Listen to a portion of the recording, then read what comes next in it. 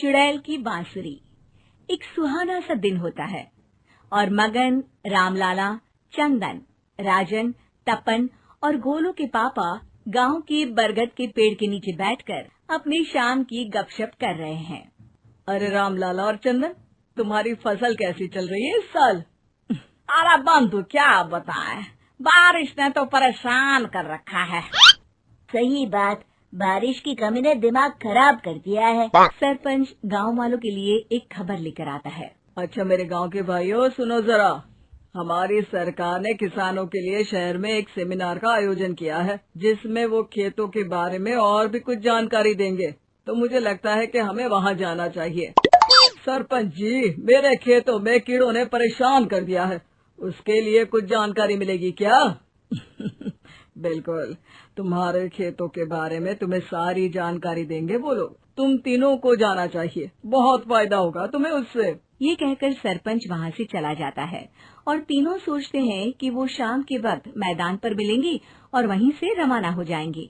तीनों दोस्त मैदान पर मिलते हैं और जैसे ही निकलना शुरू करते हैं तभी एक बांसुरी की आवाज सुनकर वो भी उसी ओर सम्मोहित स्थिति में चलना शुरू कर देते हैं। कुछ बच्चे हर बार की तरह अपना दोपहर का फुटबॉल का गेम खेल रहे हैं। पकड़ लिया, पकड़ के दिखा मुझे, इतना भी नहीं कर सकता। अच्छा, कितना भागेगा? आखिरकार तो मेरी पकड़ में आ ही जाएगा।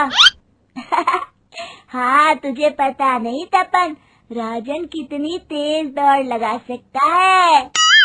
खेलते खेलते अचानक से एक बांसुरी की मीठी आवाज सुनाई पड़ती है। सारे बच्चे उसका पीछा करने लगते हैं। शाम हो गई है और बच्चों के घर न आने की वजह से उनकी माँ मैदान में पहुँच जाती है। राजन बेटे, अरे ओ राजन बेटे, किधर चले गए? इतनी देर हो गई, घर वापस क्यों नहीं आए बेटे?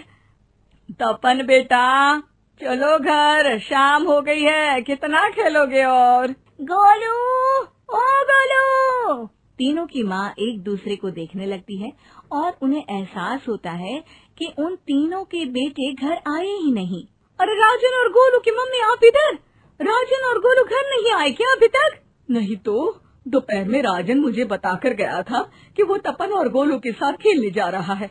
मैंने सुना है कि गांव में एक चुड़ैल घूम रही है, कहीं वही तो नहीं ले गई ना हमारे बच्चों को?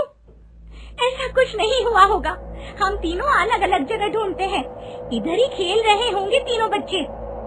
ये कहकर तीनों बच्चों की माएं उन्हें ढूंढने निकल गई। बहुत देर हो गई और फिर भी तीनों बच्चे मिले नहीं।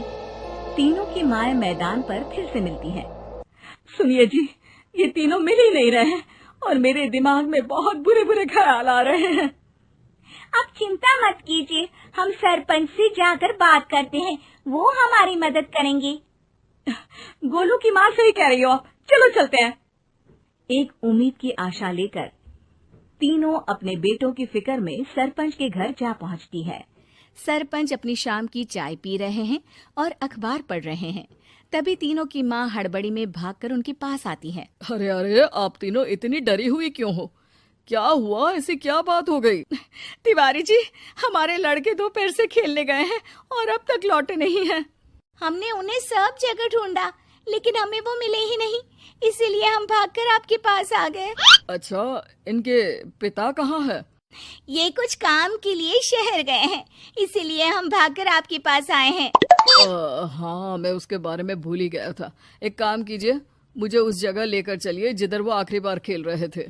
सरपंच घर से एक डंडा लेकर तीनों के साथ मैदान की ओर निकल पड़ते हैं। तीनों मैदान पर पहुंच जाते हैं और उन्हें ढूंढने के लिए कुछ सुराग खोजना शुरू करते हैं। आपको कोई ऐसी जगह पता है जहां ये तीनों साथ में मिलते हैं? नहीं जी, ऐसी तो कोई जगह नहीं पता। अचानक से वही बांसुरी की आवाज आना शुरू हो जाता है और सरपंच सम्मोहित होकर उस आवाज की तरफ जाना शुरू कर देते हैं। अरे तिवारी जी, आप ठीक तो हैं? कहाँ जा रहे हैं? अरे ओ तिवारी जी, वो हमें सुन नहीं पा रहे हैं क्या?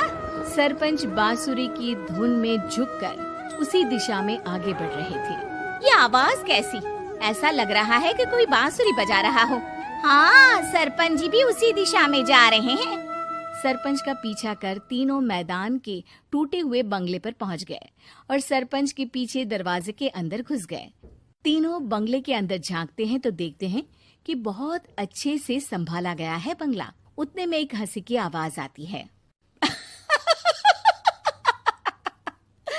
मेरी बांसुरी, तूने मुझे आज तक कभी तंग नहीं किया। हमेशा अपने जादू से लड़कों को खींच लाती है। ये बोलते ही राजन की माँ को तीनों बच्चे और उनके पिता वहाँ चुड़ैल के पास लेटे हुए दिखते हैं। अरे वो देखो गोलू के पापा। अरे रे। अरे गोलू की माँ, अब चुप रहिए ना जरा।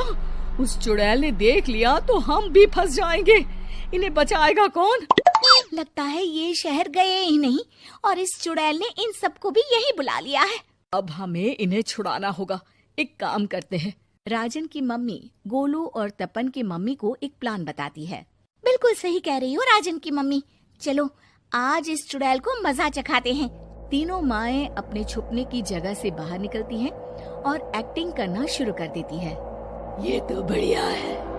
अब इसका असर औरतों पर भी हो रहा है। वाह जी वाह। तीनों माएं चुड़ैल की थोड़ा करीब आती है।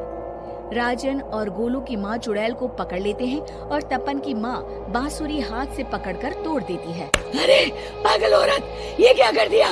मेरी बांसुरी को तोड़ दिया। अब मेरी शक्तियाँ खत्म हो जाएगी। तुम्हें तो अरे तुझे क्या लगा चुड़ैल कहीं की हमारे बच्चों को और पतियों को हाथ लगाएगी तू? बांसुरी टूटने की वजह से चुड़ैल खाक होकर गायब हो जाती है और सारे लोगों की आंख खुल जाती है। सब अपने परिवार को लेकर उस बंगले से बाहर निकल जाते हैं। कहते हैं ना, नारी